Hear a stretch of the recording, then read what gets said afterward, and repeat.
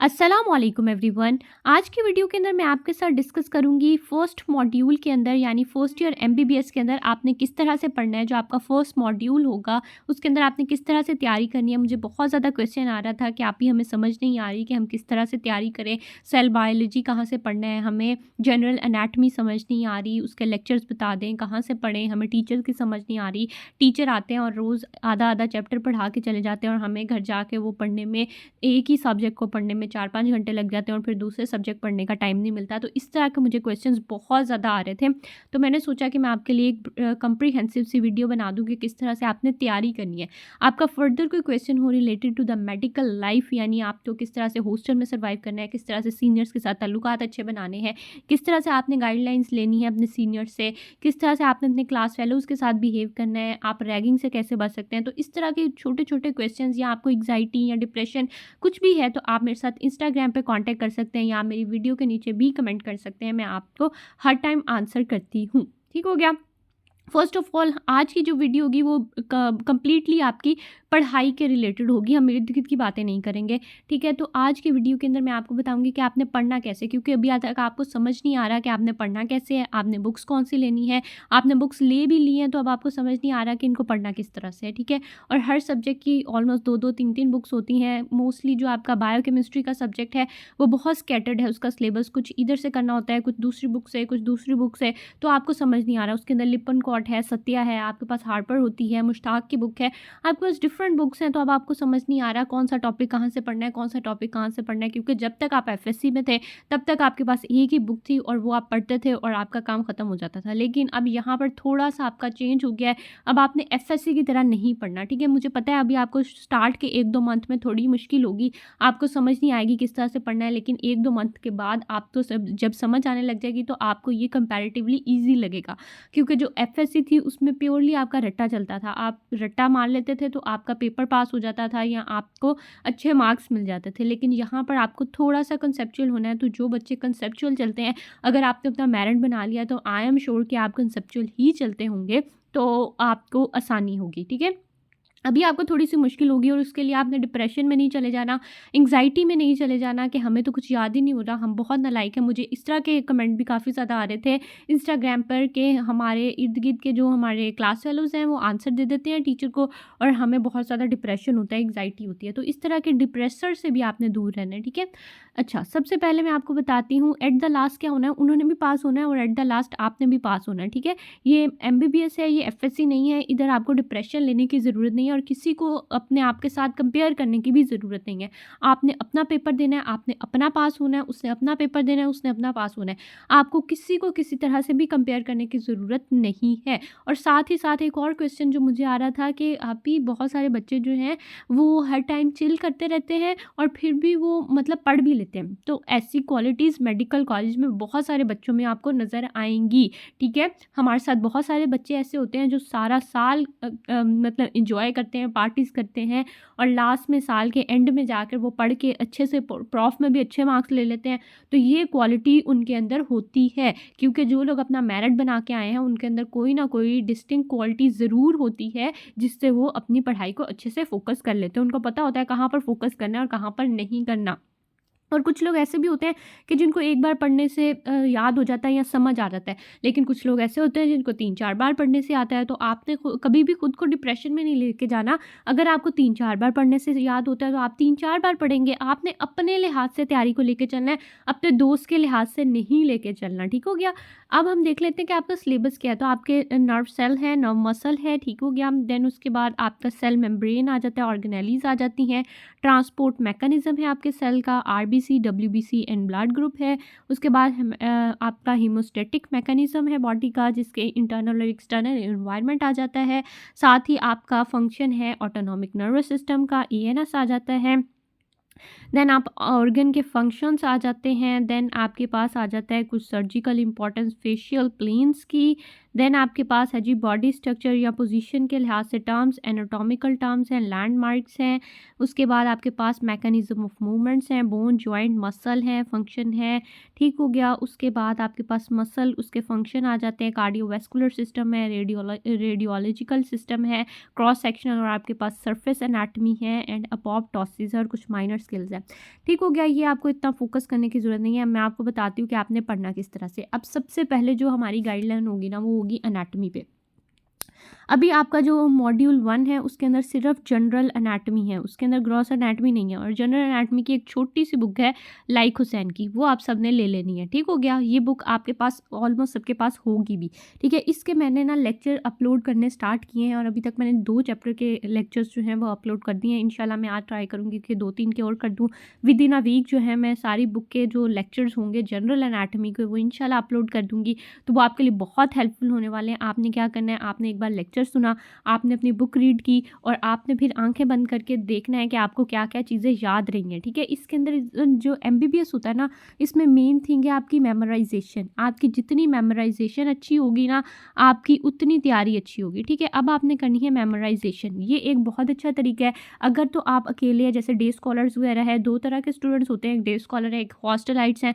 तो जो day scholar होंगे वो क्या करेंगे कि वो अपने लेक्चर सुनेंगे, वो अपनी बुक रीडिंग करेंगे और आंखें बंद करके मेमोराइज़ करके दोबारा से देख लेंगे। और अगर उनको कुछ भूलेगा फिर बुक खोलेंगे और फिर बुक खोल के आप चेक करेंगे, और इस तरह से आपको चीज़ें याद रहना शुरू हो जाएंगी। अभी आपको स्टार्ट में थोड़ा टाइम लगेगा, मुझे पता है थोड़ा टाइम लगेगा, लेकिन आपको आहिस्ता आहिस्ता चीज़ें याद होना शुरू हो जाएंगी। आपको कोई 1 हफ्ता 10 दिन लगेंगे, क्योंकि आप जब किसी भी नए सिस्टम के अंदर जाते हैं, आप कहीं भी नई जगह पर भी जाते हैं, जैसे आप देख लें, आप जब स्कूल से कॉलेज गए थे तो आपको थोड़ा टाइम लगा था एडजस्ट होने के अंदर, आपको थोड़ा-सा एनवायरनमेंट में एडजस्ट होने में टाइम लगता है। तो अभी MBBS में भी आपको थोड़ा-सा टाइम लगेगा एडजस्ट होने के अंदर, आपको चीज़ों को समझने के अंदर, याद करने के अंदर। ठीक है, तो अभी आपको, मुझे पता है आपको 10 दिन, 15 दिन, महीना भी लग सकता है।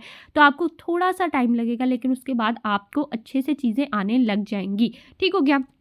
उसके बाद हमारे पास बचते हैं जी एक तरफ हॉस्टलाइट स्टूडेंट। तो उन्होंने क्या करना है, अब आपको जब भी हॉस्टल का रूम अलॉट होता है तो आपको 2-3 रूममेट्स तो आपके ज़रूर होते हैं। ठीक है, 2 से 3 रूममेट्स तो होते हैं आपके। ठीक है, अब आपने क्या करना है, आप 2-3 ने इकट्ठे बैठ के पढ़ना शुरू कर देना है। तो ये आपके लिए एक बहुत बेनिफिशियल तरीका होगा। MBBS में हमेशा ऐसे ही शेयर करके ही तैयारी होती है। ऐसे नहीं है कि आप अपने रूममेट से छुपा रहे हैं कि आप क्या पढ़ रहे हैं और वो आपसे छुपा रहा है कि वो क्या पढ़ रहे हैं। ठीक है, तो ऐसे कभी भी आप कामयाब नहीं हो सकते MBBS के अंदर। आपने क्या करना है, जैसे कि आज जनरल एनाटमी है, जनरल एनाटमी आपने पढ़ी और उसने भी पढ़ी। ठीक है, अब आप दोनों ने अलग अलग पढ़ी। ठीक है, आपने लेक्चर ले लिया, आपने एक बार खुद को पढ़ लिया। ठीक है, एनाटॉमिकल पोजीशन वाला चैप्टर आपने कर लिया, चैप्टर 2 है वो। ठीक है, चैप्टर 2 आपने तैयार किया और उसने भी तैयार कर लिया। अब आपने क्या करना है, रात में आप जब दोनों बैठे हुए हैं खाना वगैरह खाने के बाद, जैसे कोई 8-9-10 बजे आप लोग बैठे हैं, तो आपके पास 1-2 घंटे है 10 से 12 बजे तक।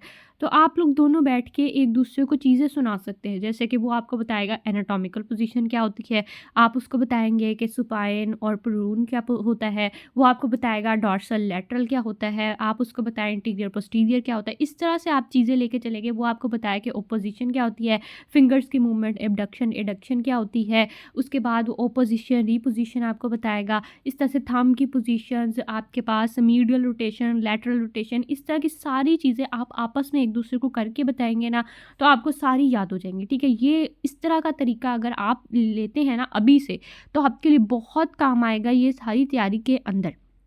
ठीक हो गया, अब एनाटमी तो पढ़नी है आपने इस तरह से जैसे मैंने आपको बता दिया। ठीक है, अब अगर आपका फर्दर भी कोई क्वेश्चन होगा ना कि आपको एनाटमी समझ नहीं आ रही, तो आपने मेरे से इंस्टाग्राम पे कांटेक्ट करना है। मैं आपको खुद वॉइस नोट में बता दूंगी कि आपने किस तरह से पढ़नी है या किस तरह से आपने समझनी है एनाटमी को।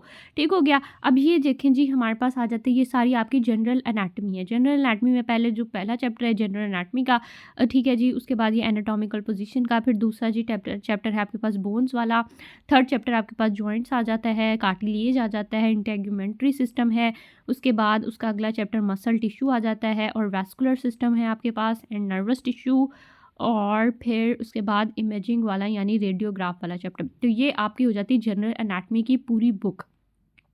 तो ये आपके लिए बहुत ईज़ी होने वाली है, क्वाइट ईज़ी। जो मैंने आपको तरीका बताया उस तरह से अगर आप पढ़ते हैं तो आपके लिए बहुत आसान होगी। उसके बाद आ जाती है जी एम्ब्रियोलॉजी। तो एम्ब्रियोलॉजी अभी तक आपके शायद कॉलेज में स्टार्ट नहीं कराई होगी, क्योंकि मुझे ज़्यादातर क्वेश्चन जनरल एनाटॉमी के बारे में ही आ रहा था।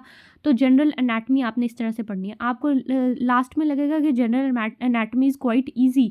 अभी आपको थोड़ी-सी मुश्किल लगेगी, बहुत आसान होती है जनरल एनाटॉमी। एक बार आप पढ़ लेते हैं तो आपको सारी चीज़ें याद रहती हैं। ठीक हो गया। अब आ जाती है आपके पास एम्ब्रियोलॉजी। तो आपने एम्ब्रियोलॉजी कहाँ से पढ़नी है? तो इसकी 2 बुक्स होती हैं जो रिकमेंडेड हैं, एक केएलएम है और एक लैंगमैन है। तो आपको कुछ लोग कहेंगे लैंगमैन ले लो, कुछ कहेंगे केएलएम ले लो। तो मैं पर्सनली जो रिकमेंड करूँगी वो होगी केएलएम।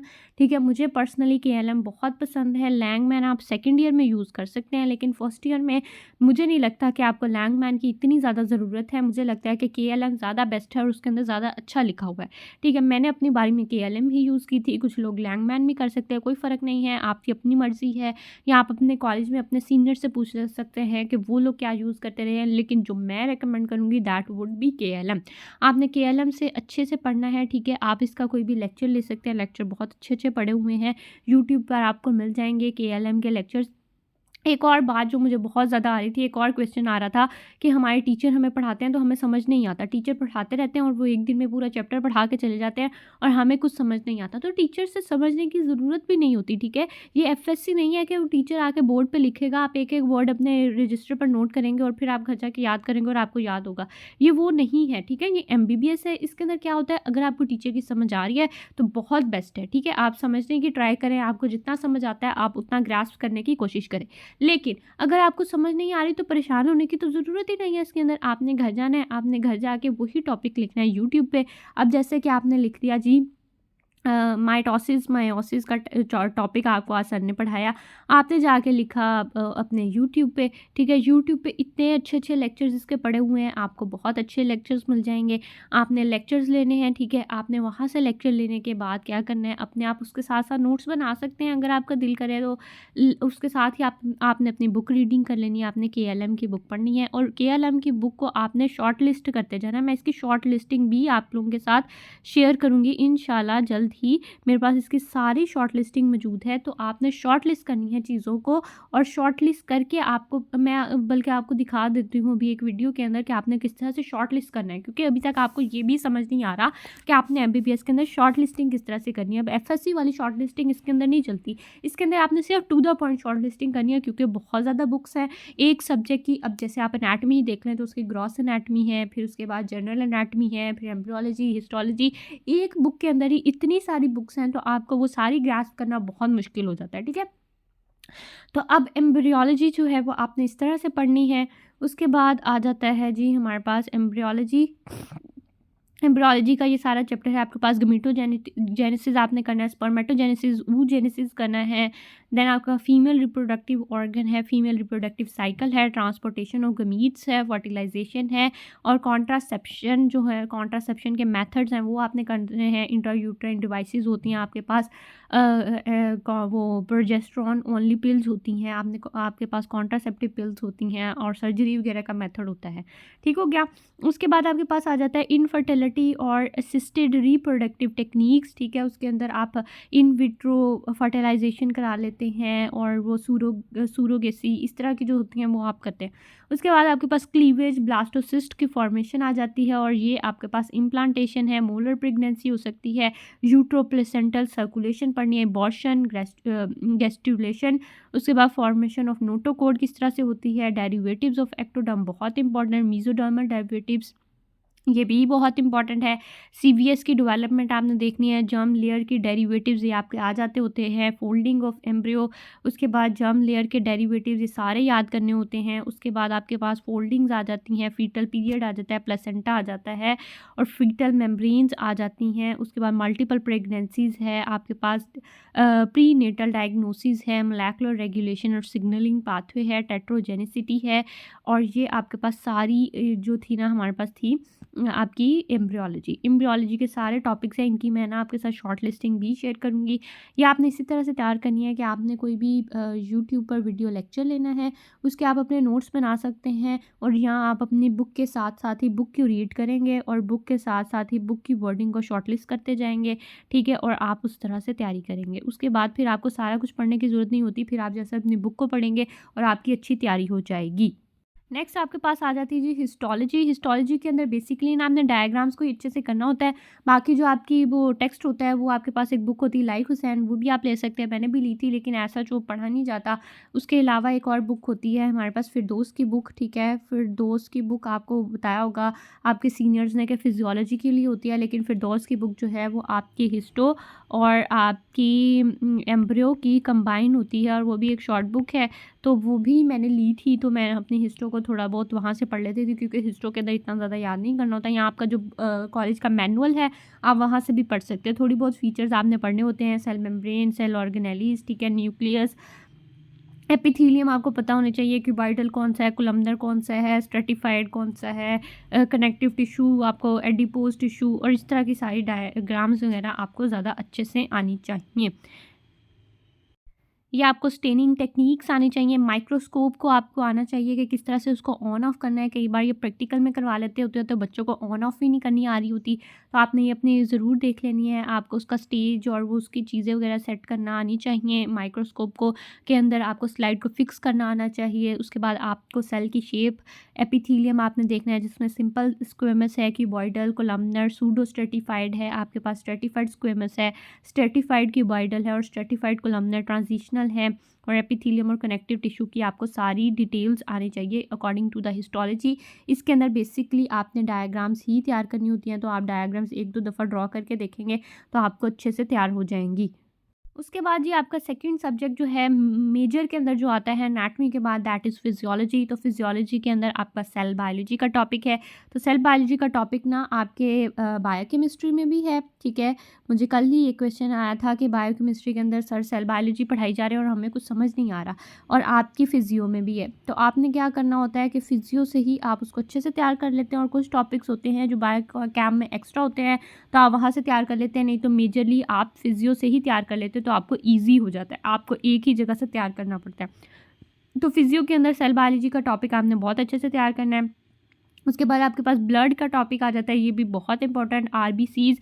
इसके अंदर अनीमियाज आपने बहुत अच्छे से करने हैं। आयरन डेफिशिएंसी अनीमिया कैसे होता है, आपके पास मेगालोब्लास्टिक अनीमिया है। उसके बाद इस तरह के आपके पास फॉलिक एसिड की डेफिशिएंसी की वजह से विटामिन B12 की डेफिशिएंसी।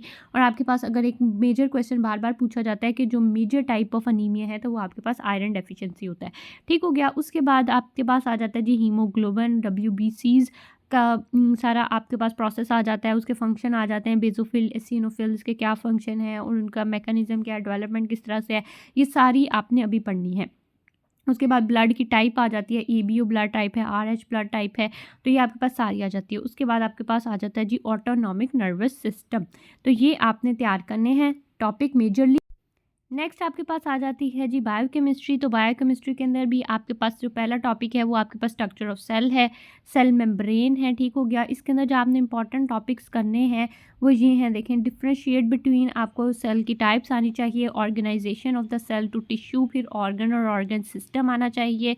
ये आप अपनी बायोलॉजी के अंदर पढ़ चुके हैं, अभी जस्ट आपकी रिवीजन टाइप होगी और थोड़ा सा आपका एक्स्ट्रा नॉलेज होगा, आपको टेंशन लेने की ज़रूरत नहीं है। उसके बाद आपके पास आ जाता है जी यूकैरियोटिक, प्रोकैरियोटिक सेल्स है, composition and structure of the cell है, उसका फ्लूइड मोज़ेक मॉडल है, लिपिड, कार्बोहाइड्रेट, प्रोटीन किस तरह से उसके अंदर रोल प्ले करते हैं। उसके बाद आपके पास cell to cell communication to the environment, इसके अंदर सेल सिग्नल ट्रांसडक्शन पाथवे होता है जिसके अंदर आपके पास मोस्ट इंपॉर्टेंट जो है वो G प्रोटीन सिग्नलिंग पाथवे है।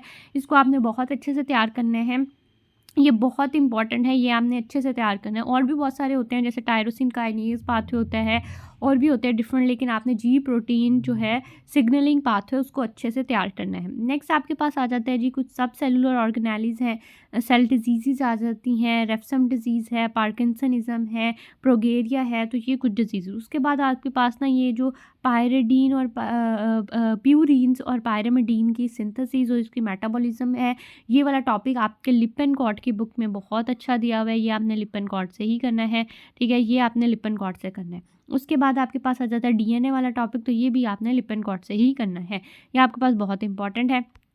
उसके बाद आ जाता है जी आरएनए भी लिपिनकॉट से, न्यूक्लियोटाइड्स भी आपने लिपिनकॉट से करना है, क्रोमोसोम्स वाला भी लिपिनकॉट से, न्यूक्लियोटाइड की मेटाबॉलिज्म का टॉपिक भी आपने लिपिनकॉट से करना है। इसके अंदर लीश-नीहान सिंड्रोम बहुत इंपॉर्टेंट है, रेप्लिकेशन आपने अच्छे से करनी है, डीएनए रिपेयर, ट्रांसक्रिप्शन, ट्रांसलेशन, ये सारे टॉपिक आपने अपने लिपिनकॉट की बुक से ही तैयार करने हैं। उसके बाद जी हमारे पास कुछ माइनर आ जाते हैं, तो माइनर टॉपिक के लिए मुझे एक और क्वेश्चन आ रहा था जो बार बार आ रहा था कि आप भी माइनर टॉपिक की हम बुक्स खरीद लें, जैसे कि pathology, pharmacology, community medicine, behaviour sciences, तो ये सारी बुक्स हम खरीद लें। तो आपको खरीदने की ज़रूरत नहीं है, आपको सीनियर से एक पीडीएफ मिल जाएगा, और वो पीडीएफ भी आपको सारा साल पढ़ने की ज़रूरत नहीं है, मतलब सारा टाइम पढ़ने की ज़रूरत नहीं है। आप मॉड्यूल से 1-2 दिन पहले भी वो पीडीएफ को पढ़ेंगे तो आपकी तैयारी अच्छी हो जाएगी, ठीक है। वो जस्ट आपने पीडीएफ को रीड करना है, वो सारे टॉपिक्स को पीडीएफ के अंदर अरेंज कर दिया गया है, आपको वो पीडीएफ मिल जाएगा, ठीक है। आपने क्या करना है, जस्ट उसको रीड करना है, 1-2 दिन पहले आप उसको पढ़ेंगे, 1-2 बार रिवाइज़ करेंगे तो आपकी अच्छी तैयारी हो जाएगी, आपको अभी तक बुक्स लेने की ज़रूरत नहीं है। अब पैथोलॉजी के अंदर भी आपने सेल इंजरी वाला टॉपिक करना है, ठीक हो गया। फिर आपने इंट्रोडक्शन टू माइक्रो ऑर्गेनिज्म है, उसके बाद स्टरलाइजेशन एंड डिसइंफेक्शन का टॉपिक आपने अच्छे से तैयार करना है। देन आ जाती है आपकी फार्माकोलॉजी में भी आपने एब्जॉर्प्शन, डिस्ट्रीब्यूशन, मेटाबॉलिज्म और एक्सक्रीशन ऑफ ड्रग्स किस तरह से होता है, उसकी बेसिक टर्मिनोलॉजी को करना है, एंड ऑटोनॉमिक सिस्टम को अच्छे से तैयार करना है।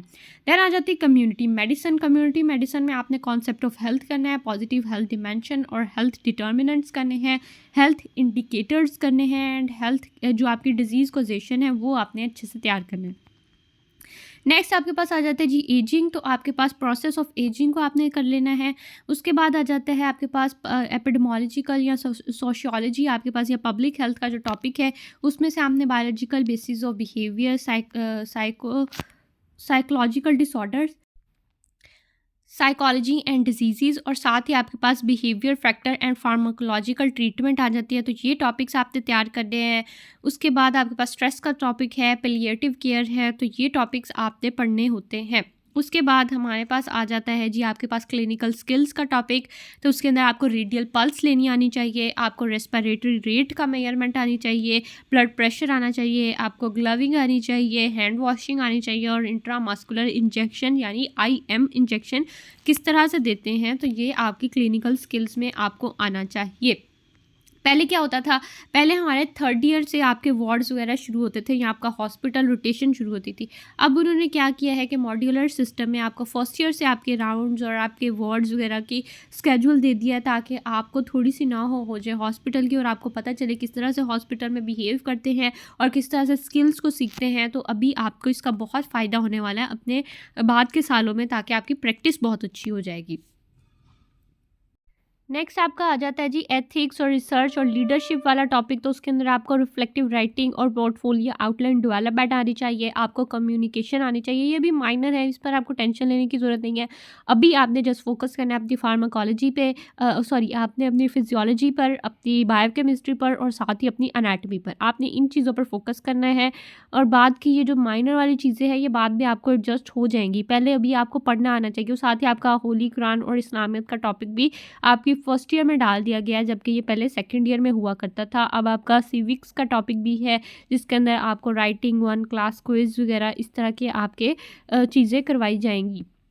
ये आपकी बात की बात है, अभी आपको जस्ट अपने जो मेजर सब्जेक्ट्स हैं, जो मेजर टॉपिक्स हैं जिन पर मैंने आपको गाइड बताई है कि आपने एनाटॉमी किस तरह से पढ़नी है, आपने फिजियोलॉजी किस तरह से पढ़नी है, और आपने बायोकेमिस्ट्री किस तरह से पढ़नी है।